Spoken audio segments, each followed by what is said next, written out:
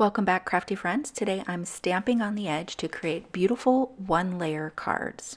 In this episode of Color Connection with Amber, I'm featuring the October 2020 Inspiration Challenge color scheme, which is sure to give you warm and fuzzy vibes.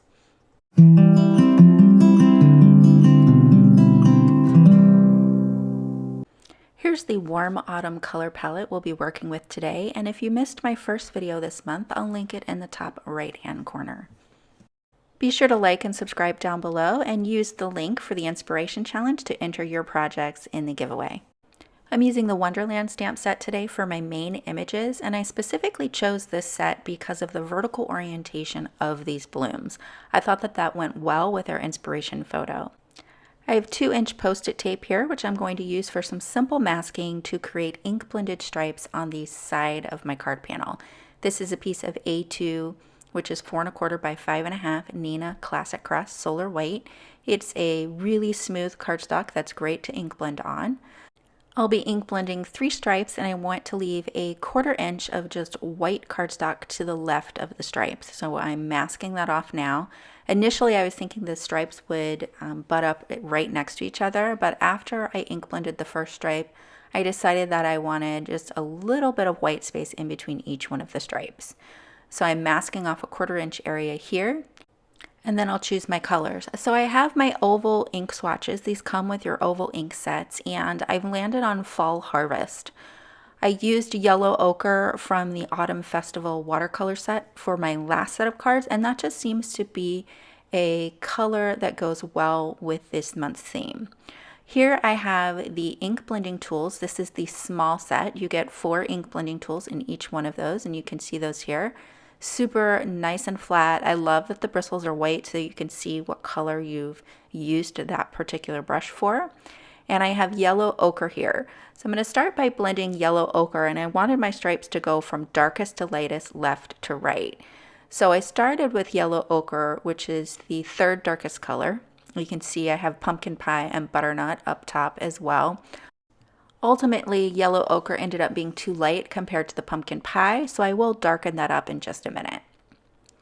I'll go ahead and remove my tape and adjust my strips so that I leave just a small amount of white space in between each one of these stripes. You just want to peel back your tape on itself. For the next stripe, I'll use a Pumpkin Pie Crisp Dye Ink, and I use the same blending brush for each of these. I will use a different brush for Sicilian Amber, which is a much darker color. And that's what's nice about these smaller blending brushes is if you buy 2 boxes, then you get 8, which is perfect for all of your rainbow and then neutrals. So here you can see I'm like, I blended the yellow ochre too lightly, and then I went darker with the blending on the pumpkin pie. So I'll darken up that stripe in just a minute. Here's Butternut, which is the lightest color in the Fall Harvest Oval Ink Set. These inks are also available in mini ink cubes if you prefer those. And then we have Sicilian Amber here. So I went ahead and lined up my tapes again, and I'm just going to go over that first stripe with Sicilian Amber just to darken things up. Sicilian Amber is the darkest color in the set. These stripes with the warm yellows and browns totally have a retro vibe, which I like. I'm back with the Wonderland Stamp Set and just checking out which floral I want to use. This one seems just right. The large one seems too big, and then the 3rd one that I'll show right here seems a little too short for the look that I was going for. I also liked the stems on the bunch of 2 blooms, and so after I play around with the stamp set and I'm looking at my positioning, I decide what I'd really like to do is have the bottom of the stems coming out of one of those stripes. So I'm going to arrange it so that I can do that. You can really easily do this with masking too. I went ahead and did it without masking, but you could pull out that same post-it tape you used and go ahead and mask off one of those stripes. I'll ink this up with Obsidian Pigment Ink. I use this ink for everything with the exception of artist marker coloring. So any kind of coloring I do with alcohol markers, I don't use this one because it's not alcohol marker safe, but everything else that requires black ink, this is what I use. It's super crisp and super dark. I pulled out a sentiment from that same stamp set, and this is Think and Wonder, Wonder and Think by Dr. Seuss, which I just love. This set has some of my favorite sentiments. So then I decided to play around with some satin gold sequins, and I really couldn't decide. I kind of put them in a bunch of different positions. Ultimately, I felt like it really just took away from the clean and simple design and was distracting. But let me know what you think down below. With or without sequins, what was your preference?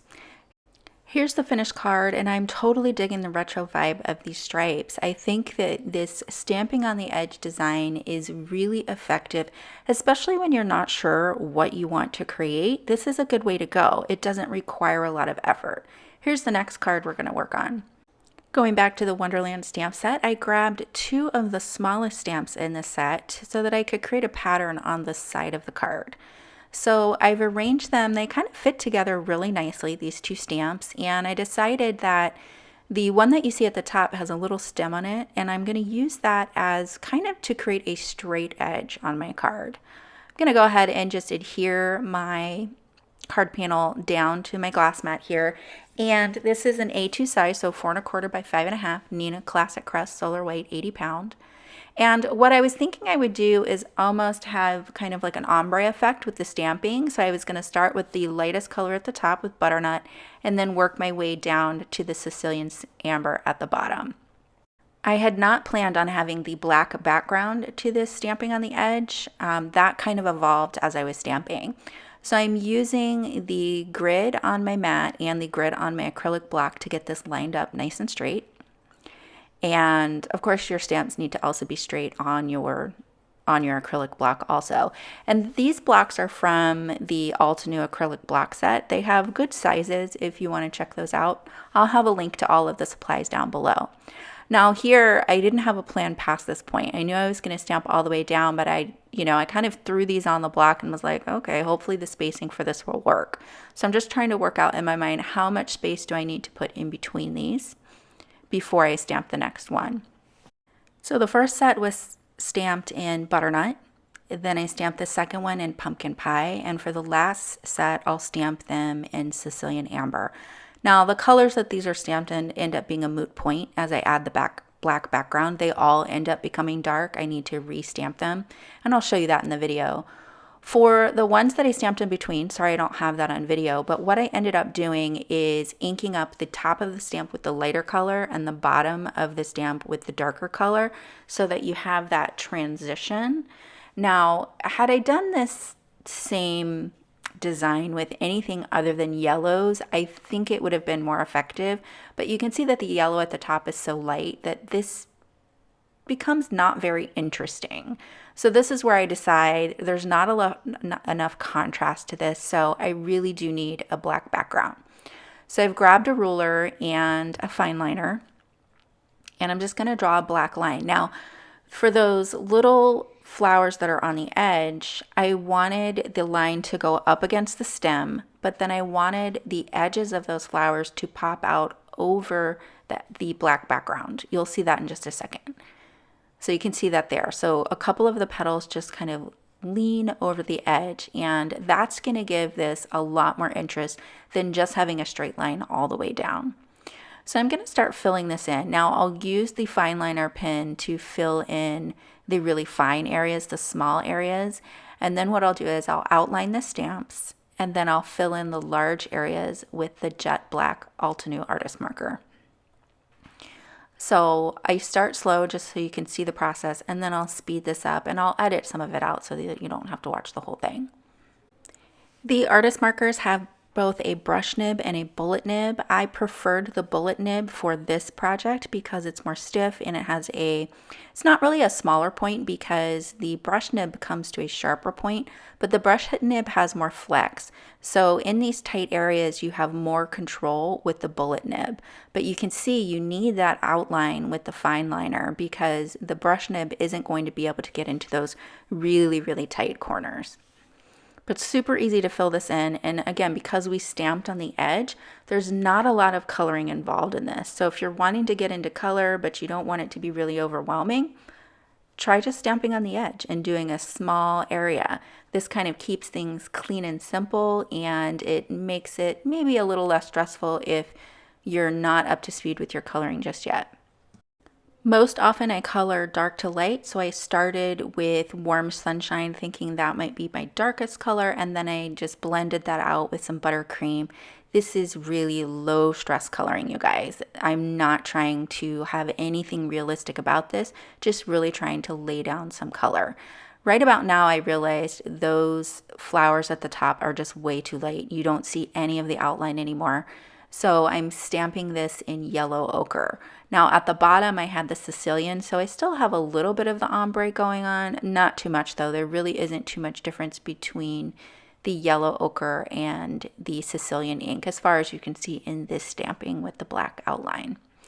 So this is looking good, but the color definitely needs more depth. So now I'm going to bring in Caramel Toffee. All of these markers that I'm using are from the Summer Afternoon Artist Marker Set. So it's a yellow and kind of brown set, which also goes really well with our fall harvest colors that we have going on. So I have the Caramel Toffee here, and I'm blending the Caramel Toffee out with Warm Sunshine. Then I'm going to come in and use the bullet nib of espresso and mocha markers to just add some dots to the centers of these flowers. I'm not really going to color in the centers. I'm just going to add a few dots to add a little bit of texture and contrast. For my sentiment, I decided to go with flower arrangement. I wanted a large enough stamp that could fill all of this white space that we have over there, but also still be kind of dainty. So this is a floral stamp set that I actually file in my sentiment section in my stamp organization because I love these sentiments. I use these often, and they're also included in the coordinating die set as well, which makes it even more versatile. Hello Hydrangea is another one that gets filed in my sentiment section instead of the floral section because there are some awesome graphic sentiments in that one as well. So I'll go ahead and stamp this in Obsidian Pigment Ink. All of my stamping for sentiments is going to be in that ink. And then I'm just choosing my sub-sentiment here from the Wonderland Stamp Set. So I picked You Light Up My Day, and the day was curved down just a little bit, so it's not quite straight, but close enough. So I'm loving the high contrast of this card, but thinking it needs a little something extra, and what it needs is a drop shadow. So I do this quite a bit. Just use a regular household pencil and a tortillon. I'm going to add a little bit of shadow where those petals pop out and also down the edge of that border, and then I'll just blend that out with a tortillon.